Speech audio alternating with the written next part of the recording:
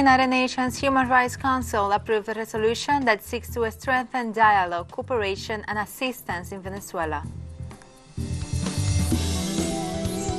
A few hundred demonstrators marched through central Athens as NATO Secretary General held meetings with Greek officials. The Central Election Commission of Kyrgyzstan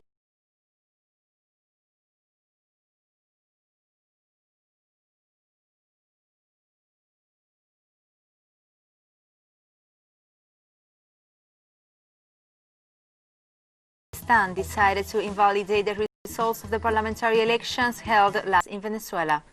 The multilateral organization announced in a statement that it has approved a document that encourages dialogue through the strengthening of cooperation and technical assistance between the Venezuelan state and the UN High Commissioner for Human Rights. The resolution urges the dialogue process as a path to peace and non-interventionism. Furthermore, it reaffirms that the process of protecting human rights must be carried out in accordance with the Universal Charter.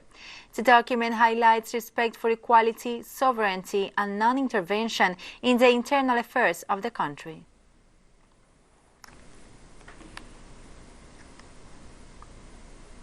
Venezuela's Foreign Minister Jorge Arreaza said that the resolution was approved in spite of the fierce pressure from the U.S. and its allies in the Human Rights Council. Arreaza welcomed the support of the resolution by independent and sovereign governments who are truly interested in the UN cooperating in the integration of policies to guarantee human rights, and not in the aggression and interventionism policies carried out under the pretext of human rights.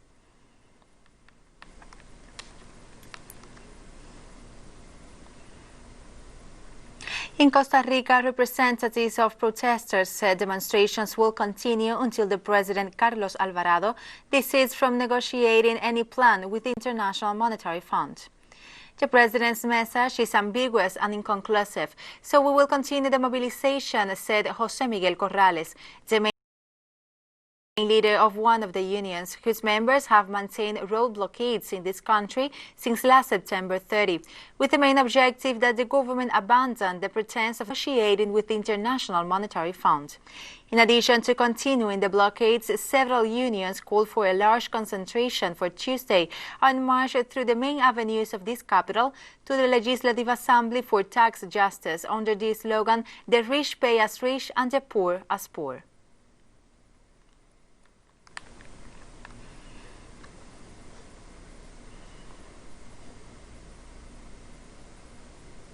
The Dominican Foreign Minister Roberto Alvarez urged the international community to provide the Haitian people with humanitarian aid, as well as to provide the necessary resources to invest in infrastructure and in job creation. During his speech at the United Nations Security Council, Alvarez also called for the permanence in the neighboring country of the United Nations Integrated Office installed a year ago.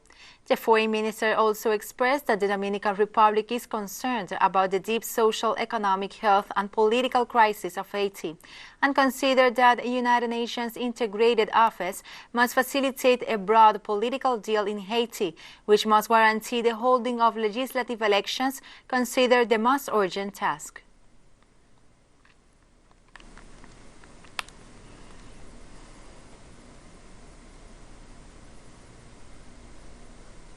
China demanded at the United Nations the immediate end of United States sanctions against Cuba and 25 other nations after denouncing their devastating effects amid the COVID-19 pandemic.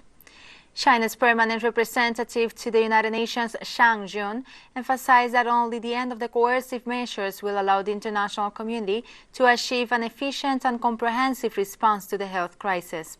Zhang reiterated that Washington and other Western powers resort to punishment at a time when giving way to solidarity and cooperation globally is necessary.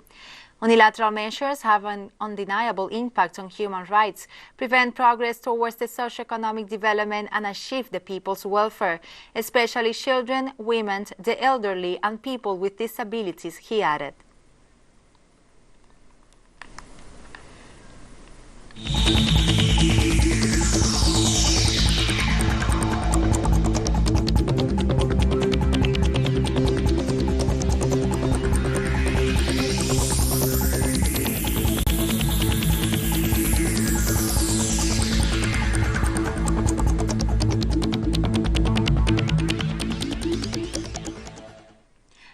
Tuesday, the health authorities of Cuba confirmed 38 new coronavirus cases in the last 24 hours. As a result of the analysis of these 5,770 samples, 38 people were diagnosed with the disease yesterday in our country. Today, 656,805 samples have been analyzed, out of which 5,883 people have been diagnosed with COVID-19 in our country. Also, the National Director of Epidemiology of the Cuban Ministry of Public Health informed the number of patients recovered from COVID-19 in the country.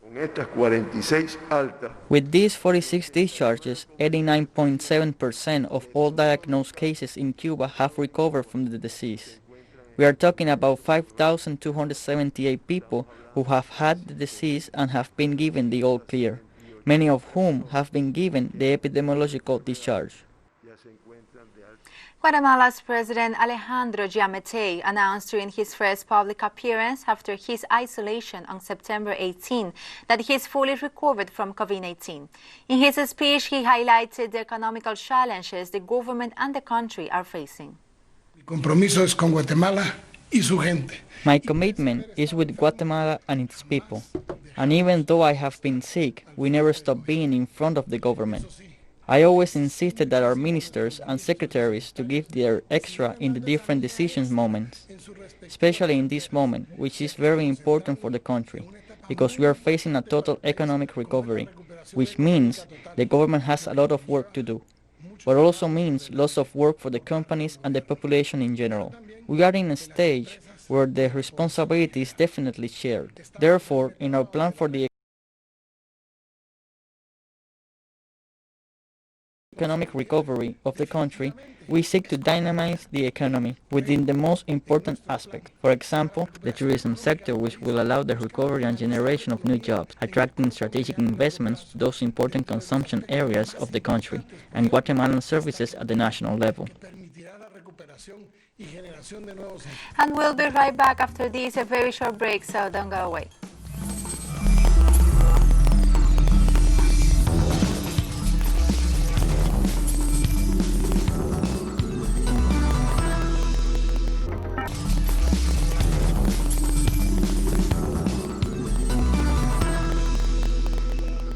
Welcome back to From the South. NATO Secretary General Jens Stoltenberg met Tuesday Greek Prime Minister Kyriakos Mitsotakis for talks in Athens on the de-escalation of Greek-Turkish tensions. I welcome this and pay tribute to both allies for your efforts. And we stand ready to develop it further. The de-confliction mechanism can help to create the space for diplomatic efforts. It is my firm hope that the underlying disputes between two allies can now be addressed purely through negotiations, in the spirit of allied solidarity and international law. A few hundred demonstrators marched through central Athens on Tuesday as NATO Secretary General Jens Stoltenberg held meetings with Greek officials. Holding banners with such messages as "NATO killers go home," the demonstrators marched past Parliament before ending their protest peacefully. Stoltenberg was in Athens on a one-day visit. He met with Greek Prime Minister Kyriakos Mitsotakis. The two discussed recent tensions in the Eastern Mediterranean, in which Greece and Turkey dispute maritime boundaries. Stoltenberg was visiting Athens a day after he held meetings with Ankara with Turkish government officials, including President Recep Tayyip Erdogan and Foreign Minister Mevlut Cavusoglu. He voiced hope that the two sides will be able to hold diplomatic negotiations to settle their differences, a hope he reiterated in Athens on Tuesday.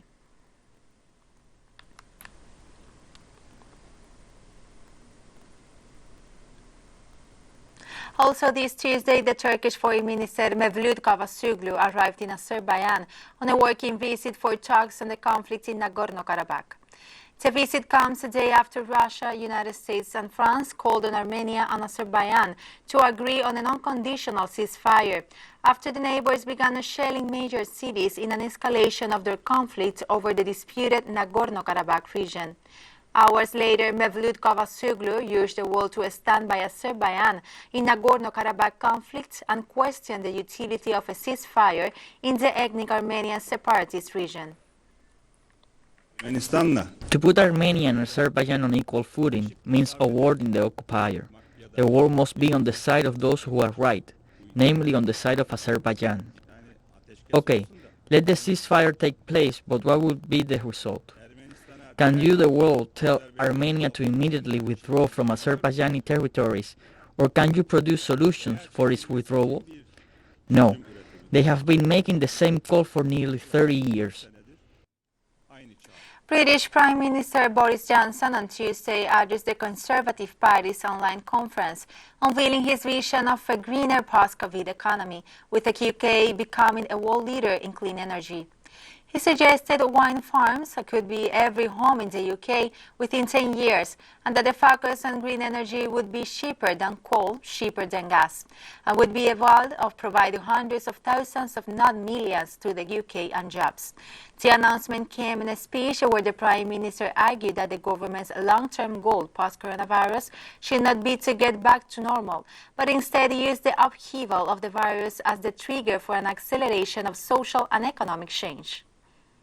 Wars, famines, plagues, events that affect the vast bulk of humanity, as this virus has, they don't, and indeed many of us said so at the time, that the UK economy had some chronic underlying problems.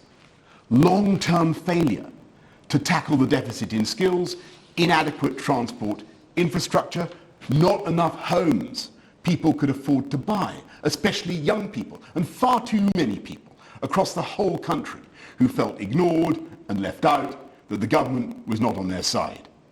And so we can't now define the mission of this country as merely to restore normality.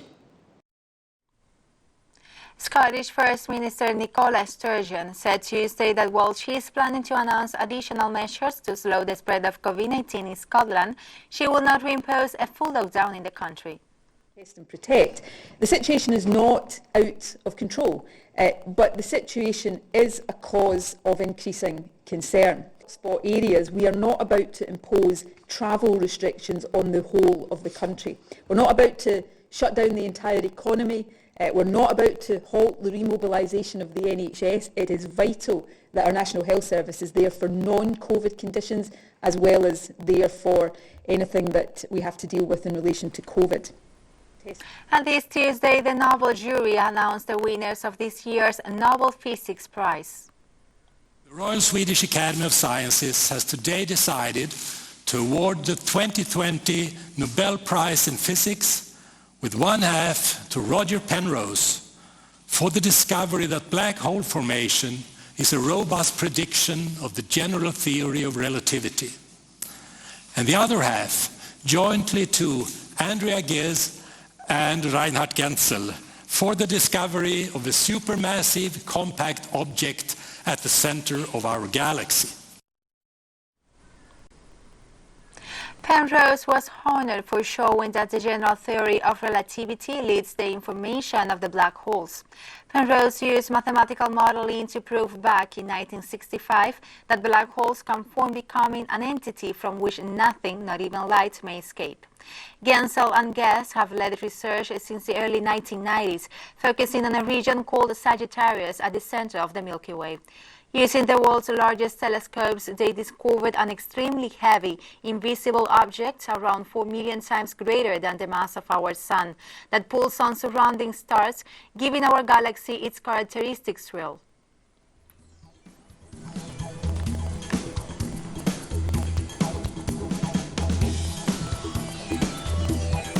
And we have more stories coming up after this final short break, so stay with us.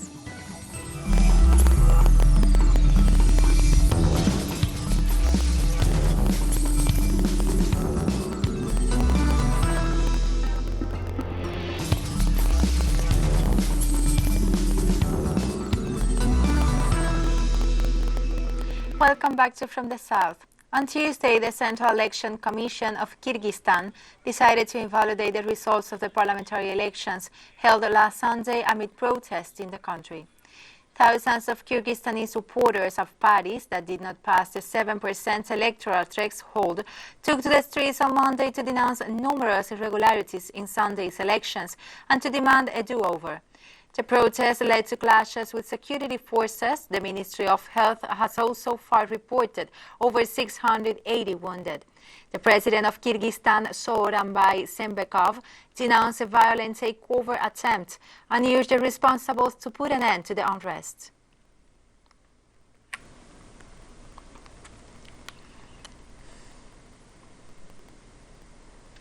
On Tuesday, Africa CDC stated that the number of coronavirus cases in Africa exceeded 1.5 million. The health organization reported in its latest update more than 36,000 deaths related to COVID-19 and that over 1.2 million patients have recovered from the disease. In Southern Africa, more than 746,000 cases have been confirmed, out of which over 680,000 were reported in South Africa alone, making it the hardest hit nation in the continent. India reported on Tuesday a rise in cases and deaths caused by COVID-19 disease and is closer to 7 million infections. India logged over 61,000 cases and 884 deaths from the pandemic in the last 24 hours, according to the Ministry of Health and Family Welfare. With these figures, COVID-19 cases in India amounted over 6,600,000, while the death toll reached over 100,000. India is the second hardest hit country by COVID-19 behind the United States in the world.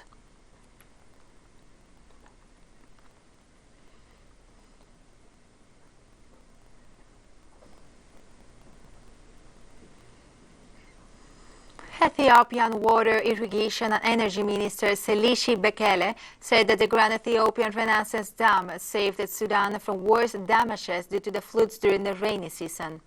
If it had not been for the progress made in the GERD in the compliance with the first stage of filling, the disaster of Sudanese territory would have been worse, Bekele wrote on his Twitter account.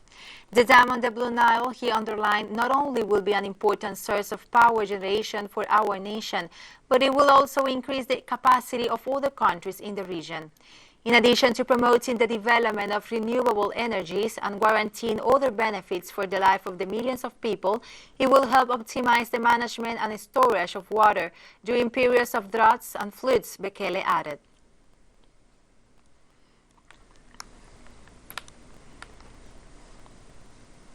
The Hudson hole over the Antarctic has reached its 2020 peak and is one of the largest holes of recent years, the World Meteorological Organization announced today at the United Nations in Geneva. The finding is based on observations by the European Union's Copernicus Atmospheric Monitoring Service. The Montreal Protocol, which effectively phased out ozone-eating substances, it is one of the most effective, successful environmental treaties of all time. We cannot, however, be complacent. The air has been below minus 78 degrees Celsius, and this is the temperature which you need to form stratospheric clouds, and there's quite a complex process, but basically the ice in these clouds triggers a reaction which can then destroy ozone. So it's because of that that we are seeing the big ozone hole this year.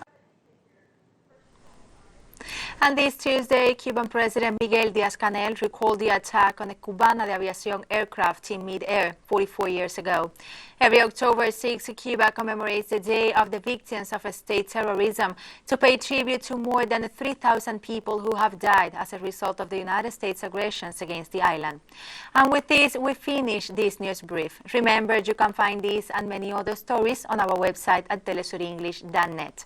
Join us on social media, Facebook, Twitter, and Instagram. For TeleSUR English, I'm Laura Palmeiro. Thank you for watching.